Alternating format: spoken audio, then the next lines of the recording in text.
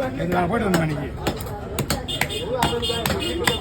நீ சொன்ன வேளச்சேரி பக்கத்தில். ஆமாம். என்ன ஊர்? ஹாஸ்பிட்டல் பேர் பிரசாந்தா. சார் ஐயா 100 ரூபா கொடுங்க ஐயா. நாளைக்கே 100 ரூபா ஆயிடுச்சு. நான் உங்களுக்கு அந்த இந்த வீக் சேர்க்கல.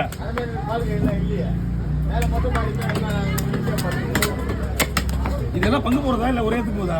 பங்கு போடுது. அதான் பங்கு போடுறது எடுத்து சொன்னாரு. பங்கு போடுறது விட்டுருக்கா.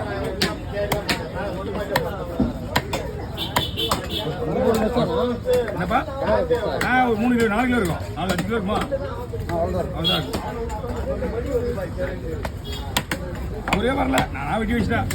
எதுக்குன்னு சொல்லல, ஆளுக்கு பங்குன்னு சொல்லல. ஆனா ஆளுங்களோட இருக்கு. இது ஆளுங்க அப்படியா? விட்டு விட்டா போடுறாரு.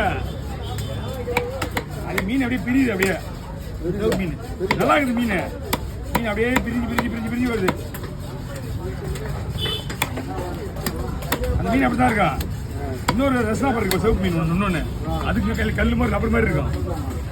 பஞ்சு மாதிரி கொட்டுது அப்படியே.